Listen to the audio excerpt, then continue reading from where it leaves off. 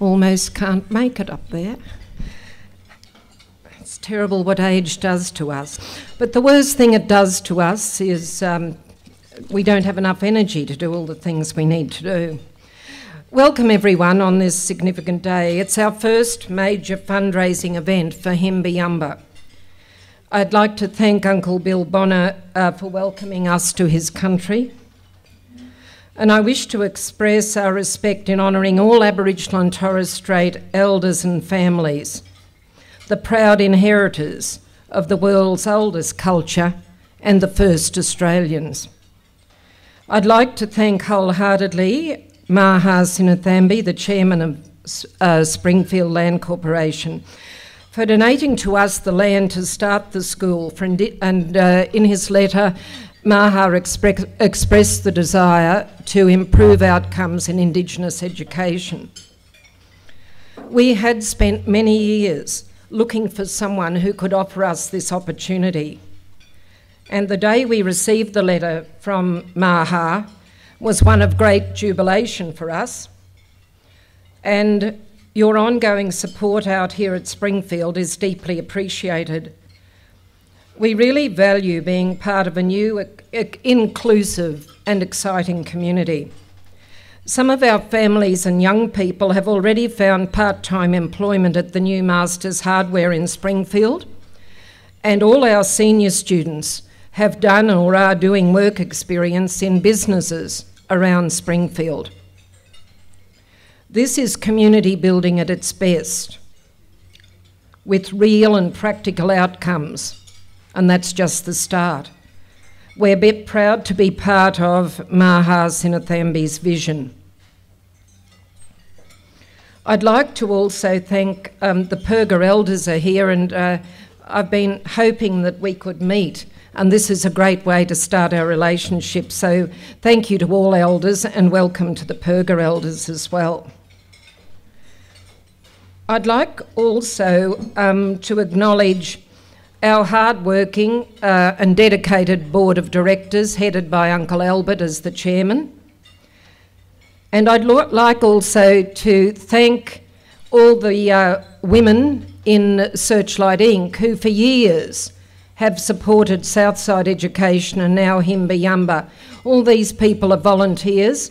Often they've had huge careers, and now they're dedicating a lot of time and energy to this project. So we thank them for that. And Jenny Medland, wherever you are, Jenny's the chair of that organisation.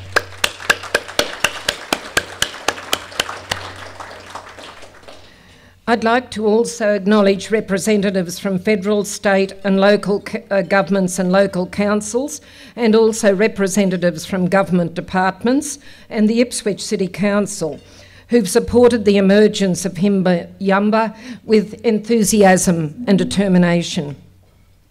Thank you to USQ and the many community groups here today. There are many here today who have contributed so much to this community initiative, people whose motivation is not career enhancement, but rather the desire and determination to help build a school that will make a real difference and offers so many opportunities in the lives of many children and families in this corridor. 127 years ago, a series of cataclysmic events started to rock this country and all its nations, which covered this continent from the north to the south, from the east to the west. There were no great open tracts of land that were not in the custodianship of Aboriginal people. And sadly, the aftershocks of these events are still being felt, much to our shame. But today we gather as a reconciliation community, determined to provide a school of excellence for our students, determined to close the gap on education outcomes for First Australians. And in order to do this, we've developed a new school concept, and this is Himba, a listening and learning place, where a range of services for young people and families are available, so that quality education becomes a reality, where our philosophy and values are grounded in Aboriginal and Torres Strait Islander culture, so long denigrated and ignored by non-Indigenous Australians, where children will be guided by the deeply embedded cultural value of respect, where children learn that generosity of spirit and caring for family and community are core values passed down by their ancestors, where Aboriginal and Torres Strait Islander humour lightens our day. They get me all the time. Where staff and young people learn from elders the value of deep listening and learning. And to quote Uncle Albert, I was in a meeting once and someone out at Southside and someone said, "What's different about this school?" And Uncle Albert replied, "This school is where children, each child is dignified and respected in their own right." So today we're gathered here as part of a nationwide effort to close the gap. I recently saw a Financial Review article where it was revealed that the top 42 schools in Australia receive between $1 million and $8 million a year in donations alone. How can we compete with such affluence, we may ask? We're not in the same league.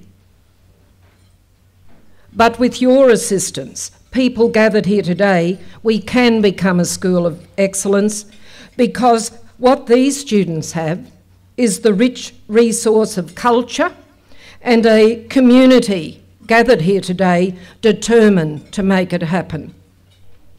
Although we're still in temporary premises in the World Knowledge Centre and it presents a range of challenges most days, our school is already demonstrating success. Our attendance rate is over 90%, and young people who had previously not been attending school are coming every day. And above all, children here are happy, engaged, and learning about their education and appreciating the fact that their education is grounded in their own culture. But with each step we take, we face challenges. Maha said that they had to push this through. You know, it occurs to me, as a non-Indigenous Australia of Irish descent, constantly, why should Aboriginal Australians have to keep pushing things through? Surely all those people who walked over those bridges to celebrate reconciliation years ago, surely we can ensure that the rights of Aboriginal people are met in their own country. Although we've been granted over $7 million by state and federal governments, we have to raise $1 million before we can start building. And it really worries me that, you know, other schools in here are shooting up on acres and acres and acres of land for all sorts of people of different religious denominations. But for Indigenous people, education and this effort has been a real struggle and remains a big struggle most days. When our buildings are complete, we will have very little space left for our lunch and play spaces. That remains a dilemma for us. If anyone can suggest a solution, I'd be very pleased.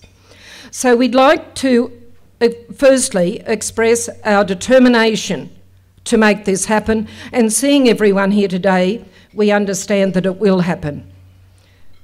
And it must happen before I die, so there.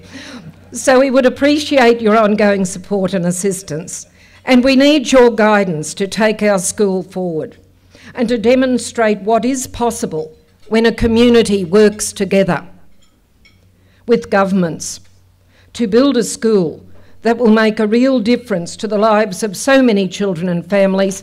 And these children and families are the ones who remain in the bottom 5% of this country's grade of affluence and socio-economic status.